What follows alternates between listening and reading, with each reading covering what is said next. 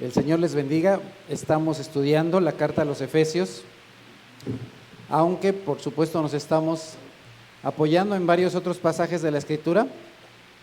Como ustedes saben, estamos en Efesios 6.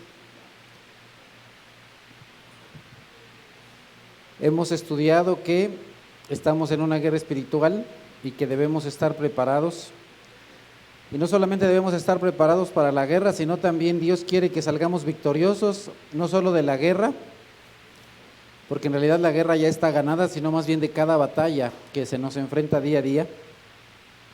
Estuvimos hablando del cinto de la verdad y hemos enseñado que eso significa estar listos, estar preparados para la batalla, pero también significa tener un compromiso, una fidelidad, no solo con decir, sino también con hacer la verdad. La verdad es Dios, la verdad es la palabra de Dios. Así es que nosotros tenemos que mantenernos ajustados a las verdades bíblicas. La coraza de justicia, como ya lo hemos aprendido, es una coraza que el Señor Jesucristo ha puesto sobre nosotros. Es la justicia de Jesús puesta en nosotros, a lo cual aprendimos es la justicia imputada, pero también, en segundo lugar, es la justicia práctica, es aquello que nos lleva a una santidad personal, a una vida justa.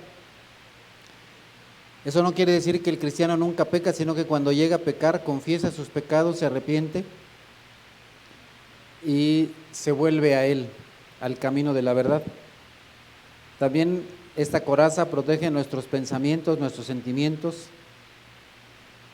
Hablamos anteriormente del calzado del Evangelio y dijimos, no es ir a predicar el Evangelio, de eso no está hablando el pasaje, sino más bien de que nosotros en la batalla debemos estar firmes y fuertes en el Evangelio para poder librar esa batalla. Di el ejemplo de los jugadores de fútbol americano que tienen sus zapatos ahí con unos picos, o los jugadores de fútbol soccer.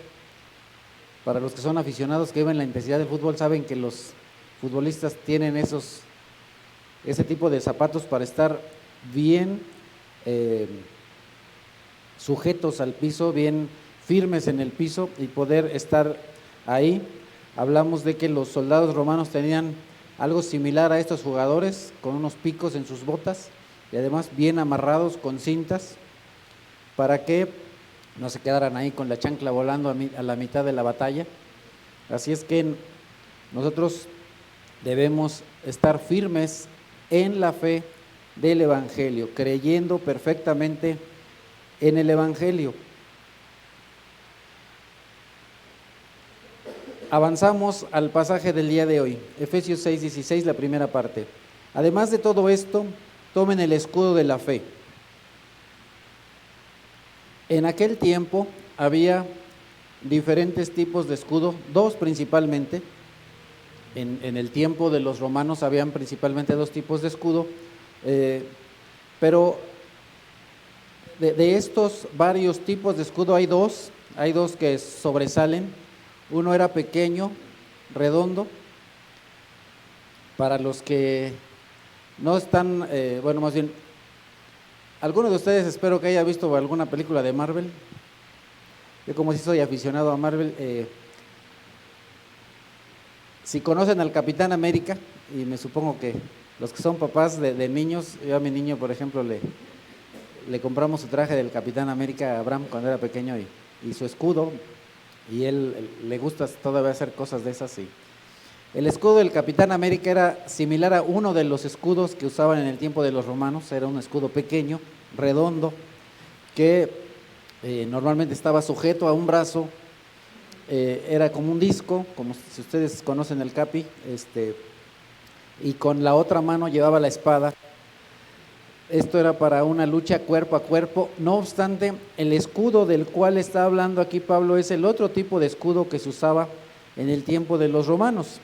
En ese tiempo había un escudo aproximadamente de 80 centímetros de ancho y aproximadamente 1,40 m de alto.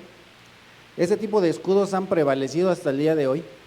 Si ustedes han visto a los granaderos, Si no han visto alguna película de documental del tiempo de los romanos o aún de la Edad Media, pero pues conocemos aquí a los granaderos, ¿verdad?, de México. Ellos llevan un escudo que es similar a este escudo del cual está hablando la palabra de Dios. Era un escudo de ese, más o menos de esas dimensiones, de ese tipo. Y en aquel tiempo, esos escudos estaban recubiertos con metal, eran principalmente hechos de madera, pero recubiertos con trozos de metal. Algunos también estaban recubiertos de piel y tenían un cierto tratamiento que cubría esa piel. Normalmente era algún tipo de aceite, de tal manera que cuando le lanzaban alguna flecha, ellos tenían una protección. Normalmente ese tipo de escudos los ponían en el suelo, los detenían en el suelo y estaban diseñados para proteger todo el cuerpo. Esos ejércitos normalmente tenían una estrategia, y de nuevo, si han visto alguna película documental o histórica de aquel tiempo o aún de la Edad Media, cuando venían en una batalla normalmente se ponían en una fila, y los escuderos normalmente iban al frente y se ponían uno al lado del otro y hacían como un tipo de valla, y estaban todos ahí esperando, porque atrás de los escuderos normalmente iban los flecheros.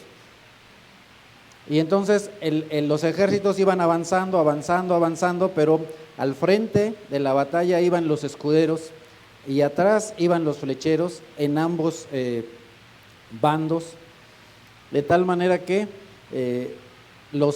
atrás de los flecheros después venían ya los que venían con espadas, pero esos no eran los que iban al frente. Los que iban al frente de nuevo eran los escuderos.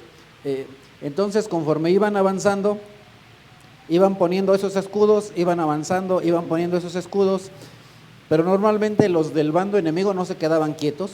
Cuando iban avanzando, los del otro lado empezaban a lanzar flechas. Esas flechas en muchas ocasiones les ponían pedazos de algodón, de trapo, normalmente recubiertos con algún material flamable, de tal manera que les prendían fuego y lanzaban esas flechas. Y a este tipo de escudo, la palabra escudo, han de saber que en el idioma en el que se escribió en el original había una palabra específica para este tipo de escudo. Por eso estoy hablando de que era este escudo y no el otro, porque en el idioma original sí hacen una diferencia, porque tienen un nombre diferente, un escudo del otro. Por eso estoy aquí compartiendo con ustedes que era este tipo de escudo, el de los escuderos que iban al frente de las tropas. Ahora, ¿qué es lo que pasaba si no habían toda esta línea de escuderos? De pronto los del bando enemigo lanzaban las flechas, y olvídate de todo el ejército, porque cuando venían las flechas, si ellos no tuvieran estos escudos, venían las flechas y mataban a una cantidad impresionante de soldados. Así es que este tipo de escudos eran bien importantes. Ahora, esta altura era suficiente como para proteger todo el cuerpo del soldado, e inclusive para proteger a los que venían atrás, no solamente para protegerse a ellos, sino también para proteger a los que venían detrás de ellos. Esto es bien importante. Más adelante retomaré esta idea. Pero regresamos al pasaje, Efesios 6:16, dice: además de todo esto, tomen el escudo de la fe, con el cual pueden apagar todas las flechas encendidas del maligno. Dice Pablo, además de todo esto que es de los tres elementos de los cuales ya hablé en las predicaciones anteriores y con las cuales inicié el día de hoy. Hay algo bien interesante cuando dice además de todo esto, porque lo demás, los otros tres elementos de la armadura, son elementos que ya los debía tener el soldado puestos. Ahora, hay una diferencia entre los primeros 3 elementos y los otros 3 de los cuales vamos a empezar a hablar el día de hoy. Cuando el soldado iba a descansar, no se quitaba la coraza.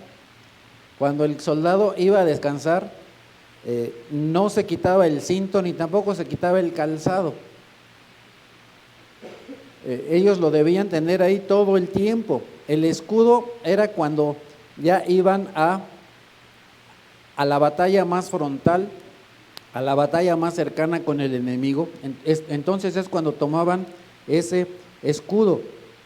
Así es que los primeros 3 elementos, vamos a decirlo así, esos tienen que estar de manera permanente, siempre listos ahí.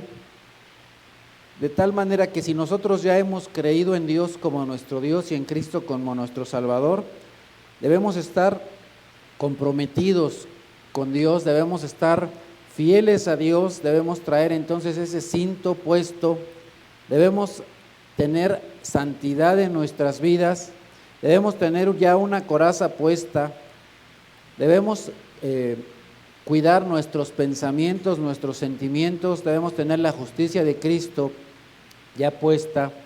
Y ahora el Señor a través del apóstol dice, además de esto, si ustedes también ven, bueno, a mí me gusta ver el fútbol, no veo toda la temporada, normalmente veo las finales de todo, del fútbol americano, del fútbol soccer, los mundiales, pero normalmente no veo toda la temporada. Pero si ustedes son al menos como yo, si no siguen el fútbol americano pero lo han visto alguna ocasión, ustedes se han dado cuenta que el jugador de fútbol americano se quita el casco, ya después cuando entra al juego se lo vuelve a poner. Son cosas, digamos, que se quitan y se ponen. Aquí Pablo está haciendo una similitud, bueno, no al juego de fútbol americano, sino a la batalla. El casco es algo que se quitaban, la espada no es algo que tuvieran puesta todo el tiempo, ni tampoco el escudo, pero habían cosas que tenían puestas todo el tiempo: el cinturón, el calzado y la coraza. Lo demás se lo ponían ya cuando la batalla se ponía perrona o cuando era el tiempo de salir a pelear, ¿verdad? Lo demás estaba puesto todo el tiempo. De la misma manera nosotros debemos estar así, y lo mismo pasa incluso con las hombreras. Hablando del fútbol americano, las sombreras es algo que el jugador de fútbol americano tampoco se quita. No se quita los zapatos, no se quita las sombreras, solamente se quita el casco. Así es que cuando ya vas a la batalla más intensa, es cuando te pones el casco. Cuando vas a la batalla más intensa es cuando tienes el escudo, y lo demás lo tienes todo el tiempo. No sé si me explico con esta idea de lo que nos quiere compartir Pablo. Así es que Dios quiere que nosotros estemos protegidos, pero cuando vayamos a la parte de la batalla más densa, más intensa, entonces tengamos esta segunda protección, porque todo esto es ¿para qué? Para nuestra protección.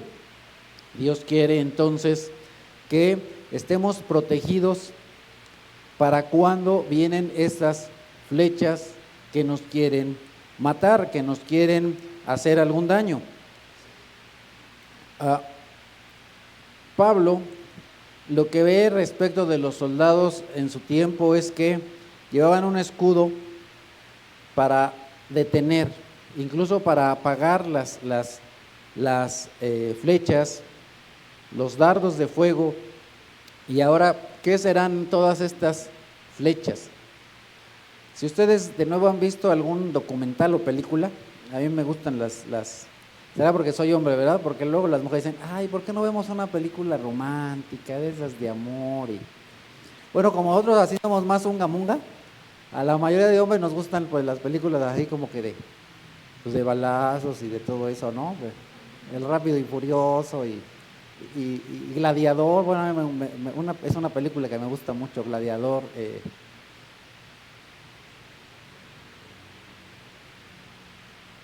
tenemos tal vez un poquito más en la mente eso de los dardos, de las flechas. Regresando a estas películas documentales o simplemente para entretenernos, cuando lanzan las flechas, si ustedes han puesto atención o se recuerdan esas películas, normalmente no te lanzan una flecha. Era un puño de flechas, era un montonal de flechas con el propósito de matarte o mínimamente de herirte. No se trataba de hacerte un rasguño, sino de lastimarte o de plano matarte. Y no era una flecha, sino, como dicen en Tangamandapio, un titipuchal. Ese es el punto. Y eso es de lo que Dios nos quiere proteger. No de una flechita, no de una caricia, sino de un titipuchal de flechas que el enemigo nos lanza. En aquel tiempo habían un montón de arqueros y lanzaban flechas. Incluso ustedes han visto algunas películas o series de ese tipo. Había flecheros que incluso eran arqueros, perdón, que eran incluso tan diestros que llegaban a poner 2 o hasta 3 flechas en el mismo arco y lanzaban ahí un montonal de flechas. Con el paso del tiempo, incluso en cuestión de la guerra se llegaron a hacer algo así como las ametralladoras, pero de flechas. ¿Ok? Entonces, así es la guerra. ¿Y de qué estamos hablando o en qué hemos estado hablando ya por varias semanas? De que estamos en una guerra espiritual y el enemigo de Dios te va a lanzar un montón de flechas porque quiere lastimarte, porque quiere matarte. Ahora, vale la pena recordar que es la muerte, lo hemos dicho un montón de veces, es la separación. ¿Qué es lo que el enemigo de Dios quiere? Que estés separado de Dios, que te apartes de Dios, que te apartes del camino de Dios, que te apartes de las verdades de Dios, que te apartes de la vida justa, que te apartes de la fe, que te apartes de todo eso. Esos dardos de fuego son los que el enemigo de Dios dispara. Estamos rodeados, estamos en una sociedad que nos lanza no una flecha, sino muchas flechas. Entonces, si tú eres un varón guapo como muchos de los que están aquí o todos, pues no va a haber una muchacha, sino 2 o 3 o 5 o 10 que te cierran el ojo, que te enseñan el pedazo de carne que no te tendrían que enseñar. Y lo mismo con las mujeres. Y entonces va a venir no un negocio, sino 2 o 3 o 5 o 10 negocios que son incorrectos delante de Dios. Va a haber no una tranza, sino muchas. Entonces, de nuevo, es una lluvia de flechas. Y cada vez la cosa se pone más dura. Hace algún tiempo pasabas por un puesto de periódicos y veías ahí un montón de periódicos con los encabezados, normalmente letras, pero me di cuenta que conforme fui avanzando en edad, cada vez más habían periódicos o revistas que tenían ahí mujeres u hombres con poca ropa y cada vez con menos ropa y ahora ya de plano sin ropa, ¿no? Y resulta que, por ejemplo, en aquellos puestos de periódicos, ya no hay periódicos. Lo que más hay son puras revistas. O si acaso hay un periódico, normalmente el periódico está abierto en una página en la que te encuentras a una mujer u hombre semidesnudo o desnudo. De nuevo, antes era una entre tantas y ahora son un montón. Abres tu dispositivo o tu computadora y de pronto, aunque tú no lo busques, de pronto te sale una página que tiene que ver con pornografía. O si tú quieres ver una película o buscas algo en internet, de pronto te sale algo que no estabas buscando, pero de pronto te aparece ahí. Y luego muchas de esas son emergentes, te sale una y otra y apenas cierras una y te sale otra y otra y otra y bueno, qué barbaridad. Un montón de flechas que vienen ahí. Y entonces Satanás está disparando no una, sino muchas flechas de impureza. Pero no solo flechas de impureza, sino también flechas de egoísmo, flechas de duda, duda en Dios, duda en Dios, duda en la palabra de Dios, duda de lo que te enseñan en la iglesia, temor, muchas flechas de temor, flechas de desánimo.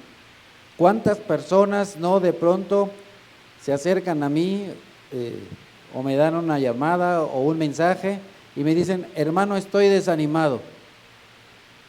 Es curioso cómo Dios va poniendo todo. Una de las cosas que más me critican es, hermano, ¿por qué dices eso en el púlpito? No debes decir esas cosas en el púlpito.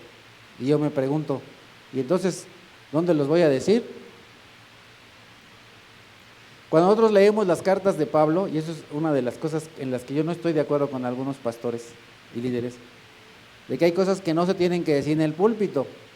Entonces yo diría, pues también que las quiten de la Biblia, porque Pablo escribe en sus cartas, y algo que por lo menos yo no he hecho hasta el día de hoy, pero Pablo era más rudo, él ponía incluso nombre y apellido y decía, fulanito del tal está haciendo esto, y este otro fulanito de tal está haciendo esto, y este otro fulanito de tal está haciendo tal cosa.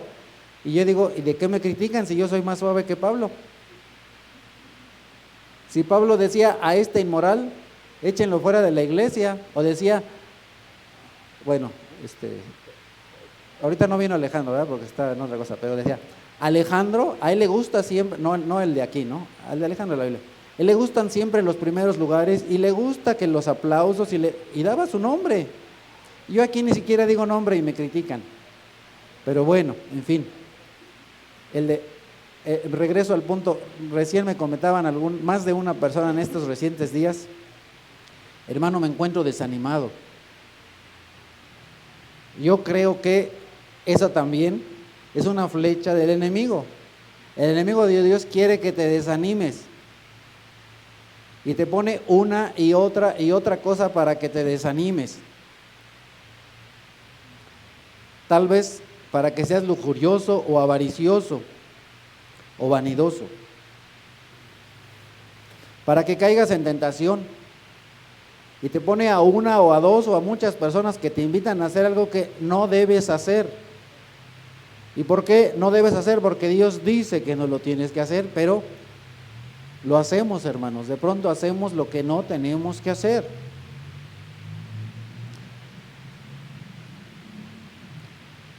Hay mensajes, hermanos y hermanas muy amadas, hay mensajes que no tenemos que contestar. Por ejemplo, si una persona que no es tu esposa, que no es tu esposo, todos los días te manda un mensaje de, hermanita, hermanito, ay, ¿cómo estás? Y que wiri wiri guara guara. Oye, pues está bien, soy tu hermano, soy tu hermana, qué bueno que te intereses de mí, pero todos los días un mensaje.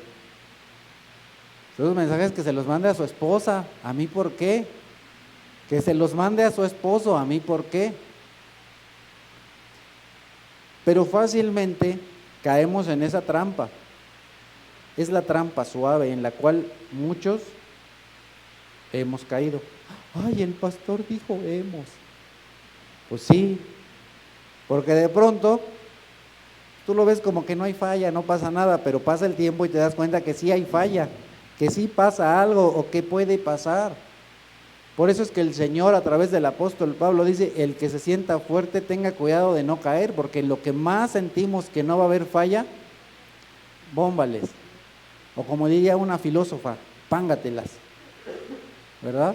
Ahí es a donde caemos, porque a donde pensamos que no va a haber problema, ahí es donde hay problema.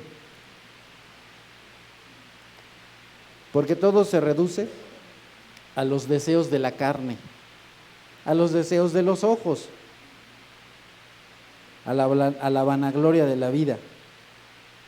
Y ese deseo de la carne, ese deseo de los ojos, esa vanagloria de la vida, es ahí donde el enemigo está lanzando un montón de flechas. ¿Quieres que alguien te diga que estás haciendo buen trabajo en tu casa o en tu trabajo? Y resulta que hay alguien, y posiblemente es la persona que no debería hacer lo que te dice, qué buen trabajo haces. Bueno, ¿y tú por qué me dices eso? Qué bien te arreglas, qué bien te vistes, qué bien te ves. Bueno, si te lo dicen de vez en cuando, pues no hay problema, pero como que deberíamos de decirle, oye, ya párale, ¿no? Eso díselo a tu esposo, díselo a tu esposa, díselo a tu novia o tu novio si tienes, o si no, pues búscate uno. Pero, pues es que te estás buscando uno, perdóname, chata, no puedo ser yo. Mira, yo ya estoy casado.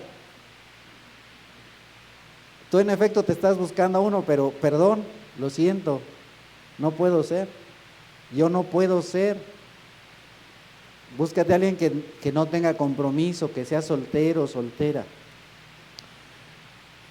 Pero la verdad es que nos gusta. Es más que digo, nos encanta.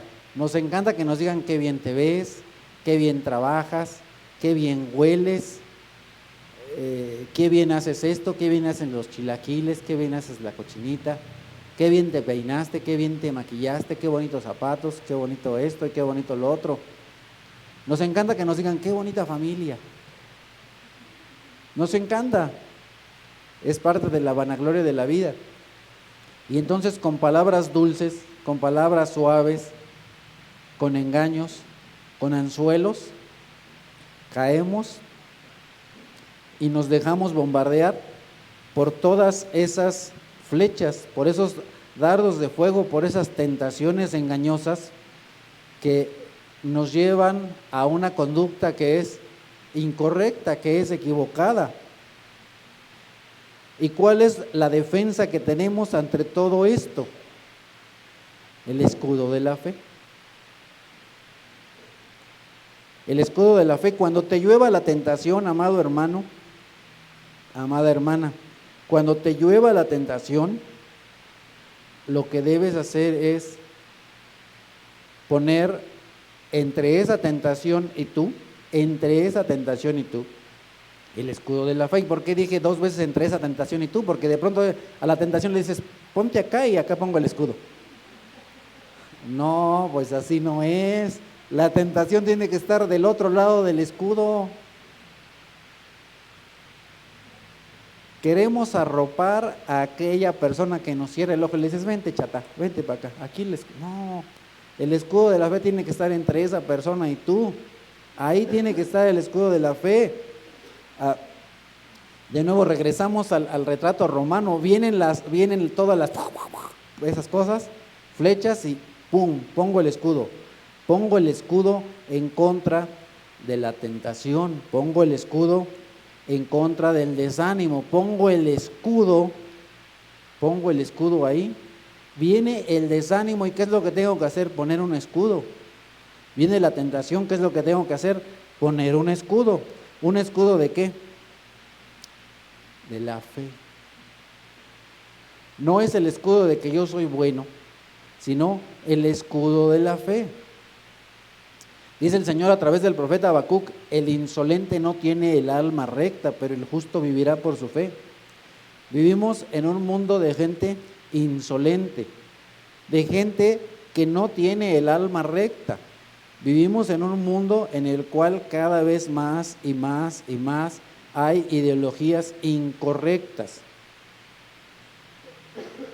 Y como lo dije hace una semana, 2 semanas, esto no es una lucha de ideologías. Esta es una guerra entre Dios y el diablo. Esta es una lucha entre la fe en Dios y el ataque a Dios.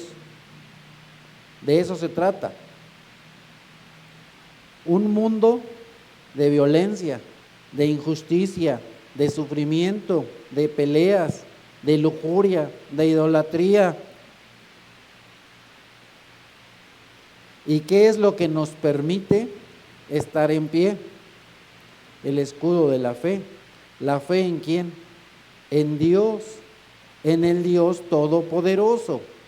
Pablo retoma lo que dice el profeta Habacuc en Romanos y dice: de hecho, en el Evangelio le revela la justicia que proviene de Dios, la cual es por fe de principio a fin, tal como está escrito: el justo vivirá por la fe. Y en Gálatas también dice Pablo: ahora bien, es evidente que por la ley nadie es justificado delante de Dios, porque el justo vivirá por la fe.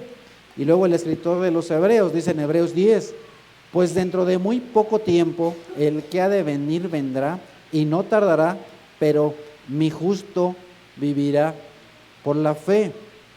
Y si se vuelve atrás, no será de mi agrado, pero nosotros no somos de los que se vuelven atrás y acaban por perderse, sino de los que tienen fe y preservan su vida. La fe, el escudo de la fe, es lo que te va a permitir preservar tu vida en medio de toda esta bola de ataques con dardos de fuego del maligno. El maligno te quiere matar con esos dardos. Y Dios te da ¿qué?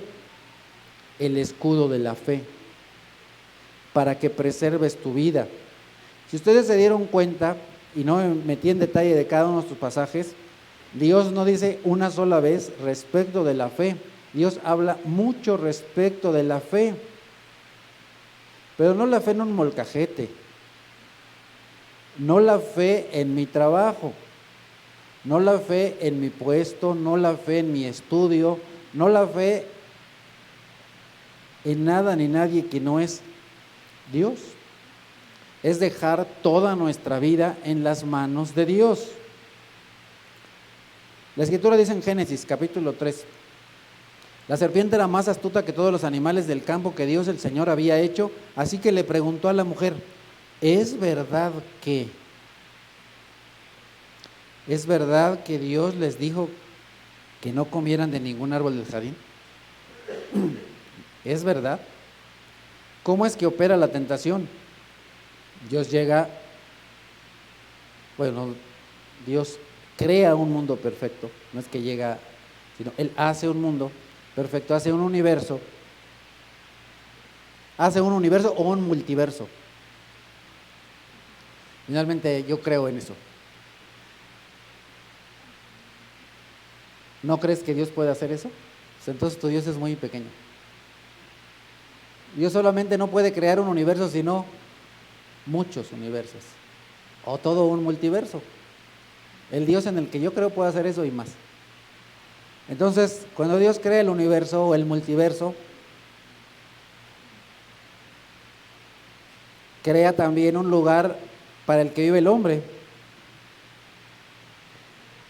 Un hombre sin pecado, una mujer sin pecado. Están ahí y viene el enemigo de Dios disfrazado de una serpiente y que dice: ¿a poco le van a creer a Dios? Inmediatamente después de eso, la serpiente le dijo a la mujer: no es cierto, no van a morir,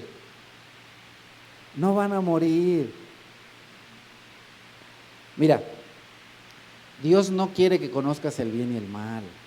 Dios no quiere que seas como Él. Dios es un egoísta. Dios es mala onda.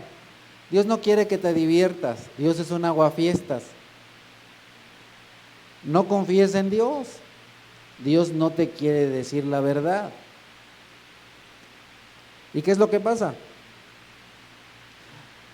No con estas palabras, pero en este sentido, Satanás le dice: créeme a mí. No le creas a Dios. Créame a mí. No le creas a Dios. Nosotros tenemos al Señor Jesucristo, que es llevado al desierto, Mateo 4. Después de ayunar 40 días y 40 noches tuvo hambre, y el tentador se le acercó y le propuso: si eres el Hijo de Dios, ordena a estas piedras que se conviertan en pan. Ahora, ¿hay un problema en comer pan? Además del sobrepeso o ¿cómo se llama esta cosa? ¿Del azúcar? La diabetes, ándale. Además de la diabetes y el sobrepeso, ¿hay algún otro problema con comer pan? ¿Es pecado comer pan? ¿Es malo comer pan? Pues claro que no. Pecado no es comer pan. Ay, gracias a Dios, qué bueno, porque me acabo de refinar 4, ¿no? Por supuesto que no es pecado comer pan. Ahora, ¿es pecado que el Señor Jesucristo haga un milagro? Si nosotros encontramos, y está escrito, si los milagros del Señor Jesucristo se escribieran, los libros que habían hasta ese momento, porque ahorita hay más, no alcanzarían para todos los milagros que Él hizo. Entonces, ¿es un pecado que el Señor Jesús hiciera un milagro? No. ¿Es un pecado que comiera pan? No. ¿Cuál es el problema? ¿Cuál es el problema? El problema no está en desayunar. El problema no está tampoco en comer tamales. El problema no son los tamales. ¿Cuál es el problema? El problema es, Dios dijo que iba a estar contigo y aquí te estás muriendo de hambre.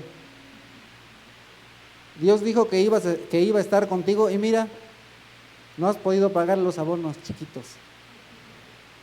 Dios dijo que iba a estar contigo y te asaltaron. Dios dijo que iba a estar contigo. ¿Cuál es entonces la tentación? Desconfiar de Dios, pensar que Dios no va a estar ahí, pensar que Dios no está contigo, pensar que Dios no te puede cuidar, pensar que Dios no te puede proveer, pensar que Dios no te puede dar el pan de cada día. Esa es la tentación, ese es el problema. Y luego, ahí mismo capítulo, avanzamos unos versículos, de nuevo lo tentó, es decir, a Jesucristo, el diablo, llevándolo a una montaña muy alta y le mostró todos los reinos del mundo y su esplendor. Todo esto te daré si te postras y me adoras. Mira, está escrito que tú ibas a gobernar a todas las naciones, que tú, Jesús, las ibas a gobernar con puño de hierro, que tú eres el Señor de señores, que te iba a dar los reinos y estás aquí, todo muerto de hambre, en el desierto. No tienes reino, no eres rey, ni siquiera para comer tienes. ¿Qué no Dios dijo que toda rodilla se postraría? Pues no veo a nadie postrado. No eres rey. Mira dónde estás, mejor vente conmigo, mira lo que está aquí. Ah, wow, ¿no? Mira todas las cosas que tú has estado buscando y todas esas cosas que Dios te prometió y que no te ha dado, yo sí te las puedo dar. No le creas a Dios, créeme a mí. Dios te dijo que vas a tener gozo, pero no tienes gozo. Mira, si te vienes con las morras chidas, sí vas a tener gozo. Dios te dijo que ibas a tener deleite y no lo tienes, pero mira, si vienes y te echas acá unas caguamas, vas a ver que está bien deleitoso.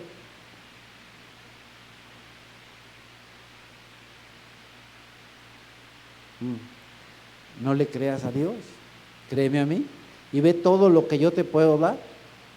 Lo único que tienes que hacer es, en vez de obedecer a Dios, obedéceme a mí. En vez de adorar a Dios, adórame a mí. Y mira, aquí sí está el coto a todo dar. Aquí está bueno. Aquí está todo eso. Dice el Señor en 2 Corintios, no formes yunta con los incrédulos. ¿Qué tienen en común la justicia y la maldad? ¿O qué comunión puede tener la luz con la oscuridad? ¿Qué armonía tiene Cristo con el diablo? ¿Qué tiene en común un creyente con un incrédulo?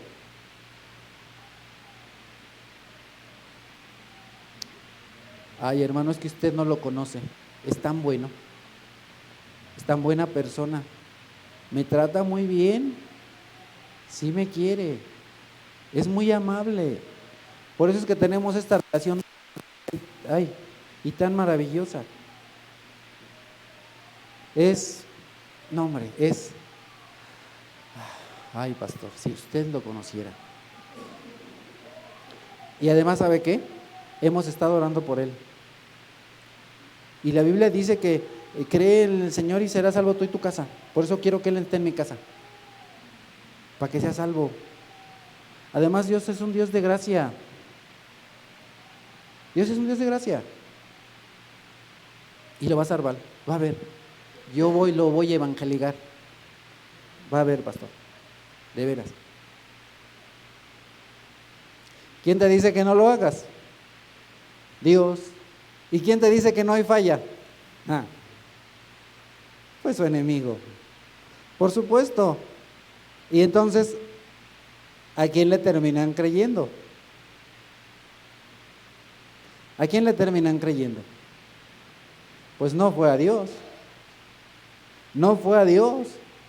Fue a su propia carne, a sus propios deseos o al enemigo de Dios, pero no a Dios. Ay, no, eso no vino del diablo. Bueno, pues si no vino del diablo, vino de tus deseos. Pero una cosa te puedo decir, de Dios no vino. De Dios no vino. Vino de cualquier otro lado, menos de Dios. Menos de Dios, porque Dios te dice, no hagas eso. No hables palabras indecentes. No las digas. Pero es que así yo me veo como Juan Camané. No las digas. No las digas. Es que yo tengo viejas y pego duro y pego chicle y no lo hagas. No lo hagas. El Señor Jesús dice a través del apóstol Pablo, aceptamos el testimonio humano, pero el testimonio de Dios vale mucho más, precisamente porque es el testimonio de Dios, el que Él, Dios, ha dado acerca de su Hijo. El que cree en el Hijo de Dios acepta este testimonio. El que no cree a Dios hace pasar a Dios por un mentiroso, por no haber creído en el testimonio que Dios ha dado acerca de su Hijo. Yo tengo toda la autoridad en el cielo y en la tierra. Por lo tanto, vayan y hagan discípulos, enseñándoles a, después de eso no dice memorizar, dice obedecer todas las cosas que yo les he mandado. Yo les he, ni siquiera dice sugerido, dice mandado. Obedecer todas las cosas que yo les he mandado. Ese es el testimonio de Dios acerca de su Hijo. Ese es el testimonio de Dios respecto de los apóstoles. Debemos aceptar lo que Dios manda. Ahora, creer en Dios no solamente es saber que hay un Dios. Recordemos lo que dice Santiago: ¿crees que hay un solo Dios? Magnífico, chido. Los demonios también, y tiemblan, tú ni tiemblas. No es solamente creer que existe el Padre, el Hijo y el Espíritu Santo. No solamente es creer que el Hijo de Dios, Dios Hijo, se encarnó. No solamente es creer que Él murió en una cruz, es obedecer todo lo que Él ha mandado. La vida cristiana no solamente tiene que ver con conocer, sino también con hacer. Y ahora, ¿qué es lo que tenemos que hacer? Aceptar el testimonio de Dios, aceptar lo que Dios dice. ¿Qué es lo que dice aquí en la Escritura? Aceptamos el testimonio humano, pero el testimonio de Dios es mayor, vale muchísimo más. Le tenemos que creer a Dios más que a cualquier persona. Pablo dice a través de su carta a Tito: nuestra esperanza es la vida eterna, la cual Dios, que no miente, ya había prometido antes de la creación. Entonces tenemos muchas promesas en Dios. Tenemos muchas promesas en Dios. Una de las varias es la vida eterna. Amado, ¿dónde quieres pasar tu vida eterna? ¿A dónde te gustaría pasar la vida eterna? ¿En el infierno o en el cielo? Jesús dice, y está registrado en Juan 8, ¿por qué no entienden mi modo de hablar? porque no pueden aceptar mi palabra. No aceptan lo que yo les digo. Ustedes son de su padre, el diablo, cuyos deseos quieren cumplir. Desde el principio, este ha sido un asesino y no se mantiene en la verdad porque no hay verdad en él. Cuando miente, expresa su propia naturaleza porque es un mentiroso. Él es el padre de mentira y sin embargo a mí, que les digo la verdad, no me cree.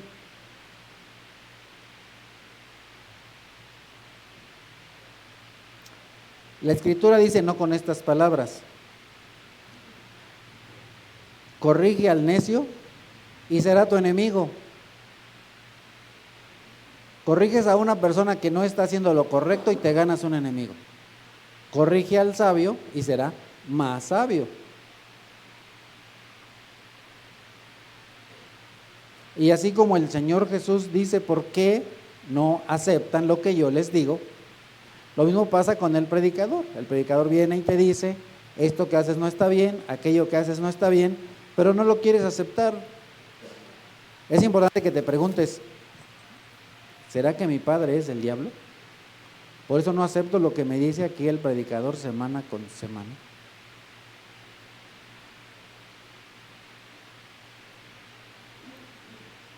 En realidad, cuando nosotros pecamos, en un cierto sentido estamos diciendo, creo que Dios no sabe qué es lo mejor para mí, pero Satanás sí sabe. ¿Serás capaz de decir eso? ¿Serías capaz de decir eso? Pero ¿sabes que cuando pecamos es exactamente lo que decimos? Con nuestras obras. Porque por sus obras, no dice por lo que memorizan ni por lo que repiten como pericos, dice, porque por sus obras los conocerán. Conocerán si verdaderamente son hijos de Dios o no. ¿Qué es lo que nosotros decimos? Dios suplirá todo lo que falta conforme a sus riquezas en Cristo Jesús. ¿Acaso no decimos eso o no creemos eso? Pero después decimos, es que el trabajo, es que tengo problemas, es que esto y es que aquello.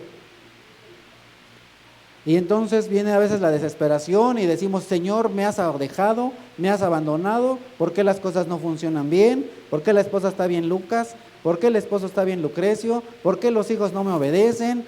¿Por qué el gobierno está cada vez peor? ¿Por qué cada vez hay más ratas? ¿Por qué me subo a esta chombe y me pasa esto y aquello? ¿Por qué, Señor, esto? Y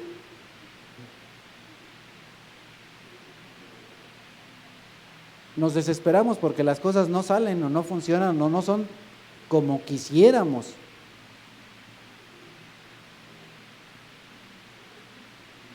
La Biblia dice, no he visto a un justo que esté mendigando pan.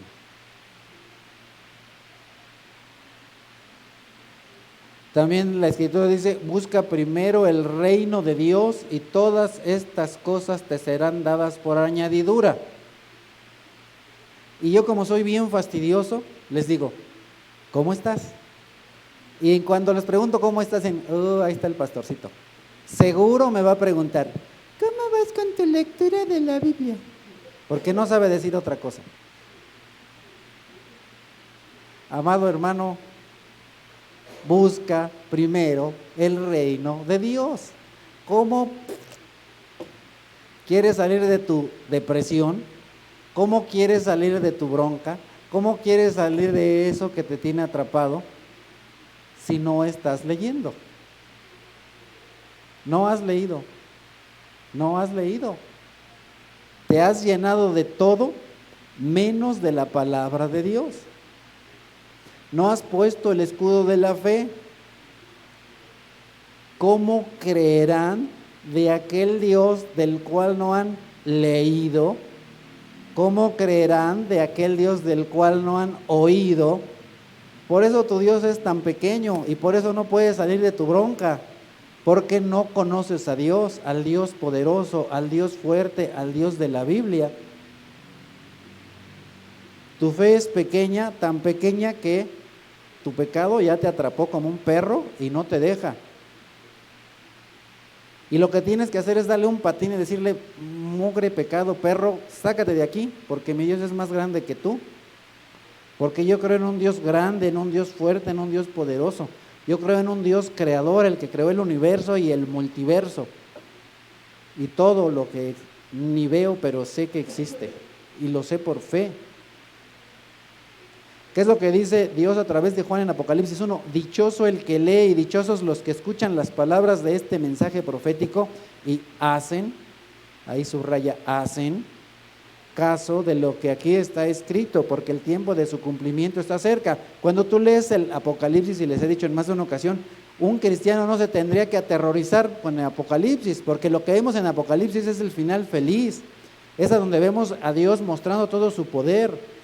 Es a Dios limpiando la tierra de toda la porquería que hay al día de hoy y librando a sus santos. Es Dios arrebatando a aquellos que han sido fieles y que no pasarán por la tribulación y por la gran tribulación, porque Dios es un Dios fiel. Bueno, ahora que si te quieres quedar en la tribulación, pues ahí quédate. Yo no, gracias. Yo me voy, porque le creo a Dios, porque creo que me va a librar, así como me libra de muchos problemas.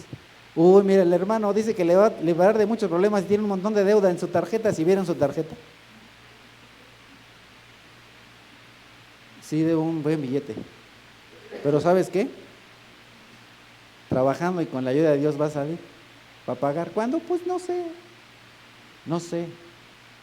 pero algún día. Así será. ¿Quieres ser feliz? Obedece a Dios. ¿Qué es lo que dice ahí? Dichosos los que leen. Amado, ¿por qué últimamente has estado triste y en depresión? Pues porque no lees. Y como no lees, no eres dichoso. Dichosos los que escuchan. Amado, no has asistido regularmente a la iglesia, por eso no eres dichoso. Porque además de que no la lees, tampoco la vienes a escuchar. Por eso no eres dichoso. Por eso no eres dichoso. Y dichosos los que hacen. Cuando nosotros hacemos lo que está en la Biblia, eso nos convierte en personas dichosas. Oye, pero estamos rodeados de pecado y hay muchas personas que no hacen su voluntad y estoy sufriendo. Pues allá ellos. Yo soy dichoso con hacer la palabra de Dios, y si los demás no lo hacen, pues esa es su bronca, no la mía. Ese es su problema, no el mío. ¿Quieres ser feliz? Lee. ¿Quieres ser feliz? Escucha. ¿Quieres ser feliz? Obedece.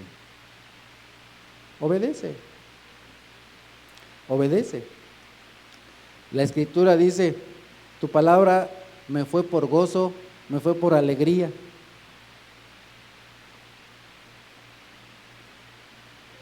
Dichoso el que lee, dichoso el que escucha, dichoso el que obedece. Juan, es un versículo que ya vimos anteriormente: estas cosas les he escrito para que su gozo sea completo. ¿Por qué no tenemos un gozo completo? Pues porque no leemos lo que está escrito. Entonces, queremos gozo, queremos bendición, hay que leer, escuchar, obedecer. Había personas, después de la resurrección, unos discípulos, que venían así medio agüitados, medio apagados. Iban de Emaús a Jerusalén, iban así, ya agachados y arrastrando los pies. Bueno, hay algunos que tienen la mala costumbre de arrastrar los pies, levántenlos, por favor. Eso habla bien de ustedes, habla que no son personas flojas.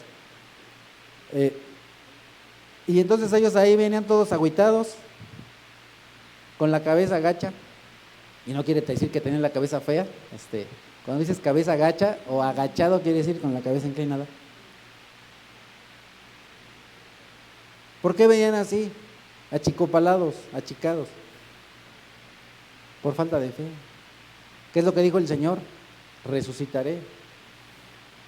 Recuerden que esa frase de regresaré o I'll be back, esa no fue de Terminator, esa la inventó Jesús cuando dijo regresaré, y regresó al tercer día según las Escrituras, porque Él fue vivo, muerto, crucificado por nuestros pecados, resucitado al tercer día y visto por muchos. ¿Y qué es lo que hizo cuando Él empezó a hablar con ellos acerca de Él? Dice la Escritura, y Él abrió sus corazones para que entendieran todo lo que se dijo de Él en la ley y los profetas. Y estos discípulos cuentan, lo registró el doctor Lucas. Ellos decían, ¿y cómo ardía nuestro corazón cuando Él nos hablaba? ¿Tu corazón puede arder? Fuego de pasión, de amor hacia Dios y aún hacia ti mismo. Cuando tú escuchas la palabra de Dios, cuando tú escuchas las promesas de Dios. Y ahora estos discípulos se llenaron de alegría y de gozo, no porque les dijo que les iban a dar un auto. Simplemente Jesús les está hablando de Él mismo, de Él, de lo que la Biblia decía de Él. Y con eso fue suficiente para que su corazón se pusiera gozoso y deleitoso, gustoso, ¿verdad? Así que cuando nosotros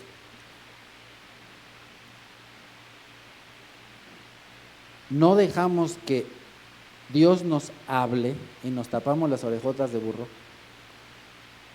cuando no dejamos que Dios nos hable, cuando no lo escuchamos, cuando no dejamos que la palabra entre hasta lo más profundo de nuestro ser, eche raíz y dé fruto, el enemigo de Dios viene y fácilmente dice, no le creas a Dios, diviértete, ¿qué tanto es una copita? No le creas a Dios, ¿qué tanto es ver a unas morras ahí encueradas? No le creas a Dios, ¿qué tanto es hacer esta tranza? No le creas a Dios, ¿qué tanto es una peladez o dos? No le creas a Dios. Haz lo que tú creas que está bien. Entonces, cada vez que nosotros pecamos, no le creemos a Dios, le creemos al diablo.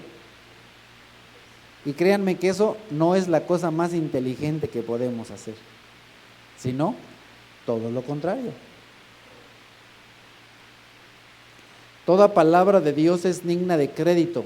Dios protege a los que buscan en Él su refugio. No añadas nada a sus palabras, no sea que te reprenda y te exponga como a un mentiroso. Así es que, ¿cómo es que nosotros, qué es lo que nosotros hacemos? Que en realidad es algo que Dios hace. ¿Cómo es que nosotros nos protegemos de esos dardos? Ahí dice, en la medida que nosotros le creemos a la palabra de Dios, Dios nos protege. Nosotros buscamos refugio en Dios, Dios nos protege. ¿Cómo es que nosotros apagamos los dardos de fuego de Satanás? Creemos en Dios, creemos en Dios. Y somos justificados por Dios y somos llevados a tener una vida justa.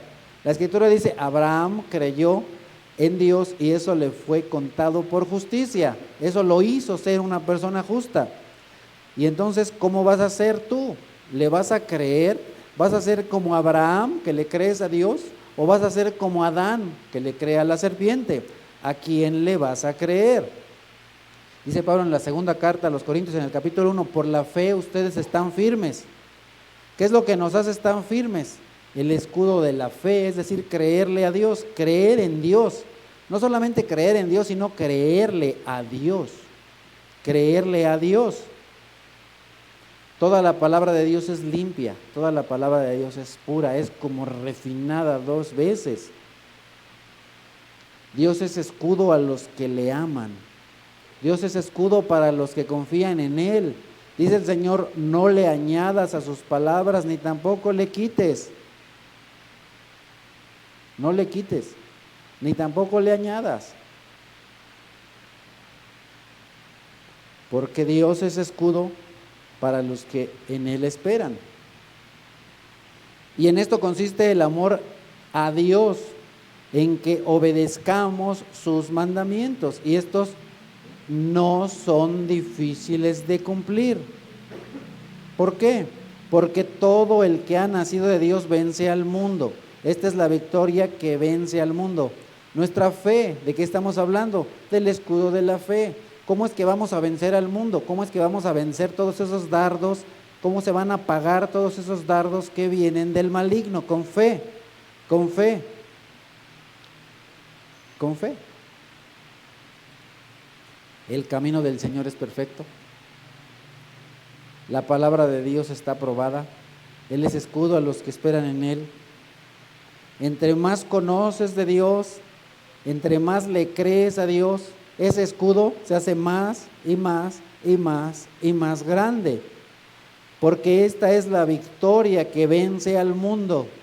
Nuestra fe, nuestra fe. Entonces, cuando nosotros le creemos a Dios, ganamos. Cuando nosotros le creemos a Dios, tenemos victoria. Pero cuando nosotros no le creemos a Dios, andamos ahí con la cabeza agachada. Cuando no le creemos a Dios, somos tentados. Y no solo somos tentados, caemos, porque no le creemos a Dios.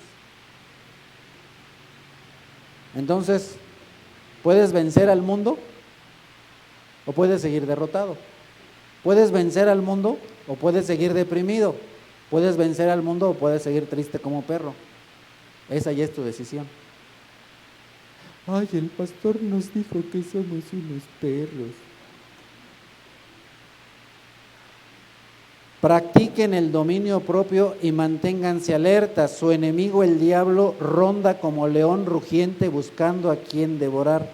Resístanlo, manteniéndose firmes en la fe, sabiendo que sus hermanos en todo el mundo están soportando la misma clase de sufrimientos. No es el único que sufre. Los hermanos en la fe también sufren. No eres el único al que no le alcanza la lana. Los hermanos de la fe también a muchos no les alcanza. No eres el único al que su esposa le echa bronca. Habemos muchos a los que también nos pasa lo mismo. No eres el único al que de pronto los hijos no son tan obedientes. A veces las cosas no son como tú quieres. Porque a veces los hijos también se dejan engañar por el mundo.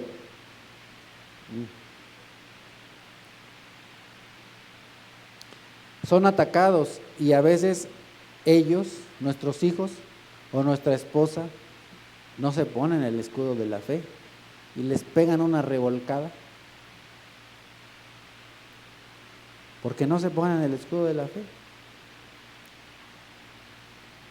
Pero nosotros nos tenemos que mantener firmes porque el enemigo de Dios es un perro, es un león, es un animal, es una bestia que te quiere hacer pedazos, te quiere hacer pedazos. Pero si tú te pones ahí de apechito, ese no es problema de Dios, ese es tu problema. Dios te dio el escudo, si no lo usas, pues no es porque seas muy listo, sino todo lo contrario, y no voy a decir eso que ya pasó por tu mente, eso. Dios te lo dio. Es como la mamá que se esfuerza ahí mucho por prepararle el sándwich al niño, bien sabroso, bien delicioso, y se lo pone en la mochila y se va el niño a la escuela y después regresa, ay, tengo hambre. Pues hubieras abierto tu mochila, listo, y ahí estaba el sándwich. Dios nos da el escudo de la fe. Si no lo usas, no es porque Dios sea mala onda, sino porque tú te quisiste pasar de listo y pensaste que eras muy fuerte. No somos tan fuertes. No somos tan fuertes. Solo en Dios somos fuertes, porque sin Él estamos perdidos. Así que el escudo de la fe es aplicar constantemente lo que creemos respecto a Dios en cada asunto de nuestra vida, en cada momento de nuestra vida. Si no confiamos en Dios, es porque posiblemente no lo conocemos lo suficiente. Entre más conocemos a Dios, entre más conocemos la palabra de Dios, entre más meditamos en la persona de Dios, entre más meditamos en las promesas de Dios, más es nuestra fe y más grande nuestro escudo. Así es que si tú amas a Dios con todo tu corazón, con toda tu alma, con toda tu mente, con todas tus fuerzas, y si tú crees que Dios es quien dice ser, y si tú crees que Dios te puede dar todo lo que Dios te puede dar, entonces no vamos a pecar. Entonces no vamos a caer en la tentación del pecado. Cuando nos lanza esas flechas, se nos resbalan. Cuando viene esa tentación que para muchos puede ser súper atractiva, pues a nosotros se nos resbala. Y entonces ya no le decimos, ay mamacita, le decimos resbalosa. Resbalosa, se nos resbala. Se te resbala. ¿Por qué? Porque tu escudo es grande, porque tu fe es grande, porque tú sabes que Dios quiere que seas santo, que seas perfecto, que seas como Él. Entonces, dejemos de hacer las cosas como el enemigo nos tienta y hagamos las cosas como Dios nos manda. Génesis 14. Resulta que Abraham fue a pelear porque se metió en una bronca el sobrino de Abraham. A veces pasa también con nuestras familiares, se meten en cada bronca. Y ahí va Abraham y se echa un tiro y le gana a varios reyes, O sea, Abraham, siendo un ganadero, llega y le pone una maraquiza ahí a varios reyes, y entonces rescata a su sobrino y a otra banda, y entonces llega ahí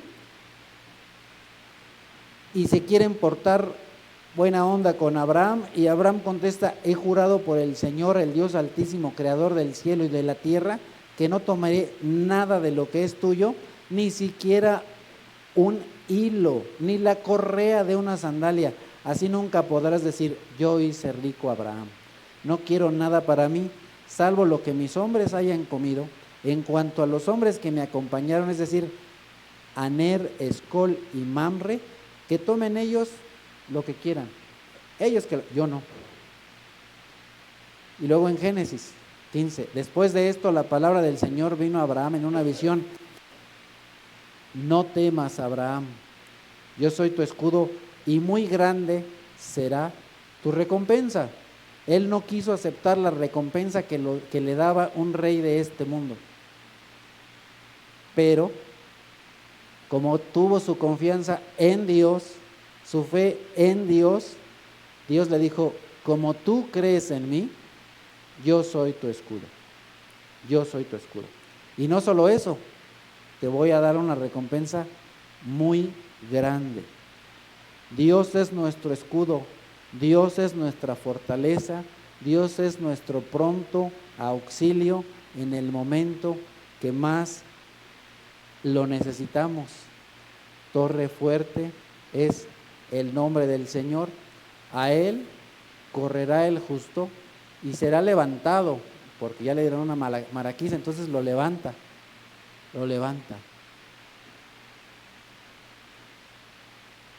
Dios está de mi lado, Dios me quiere bendecir, Dios me quiere dar la victoria.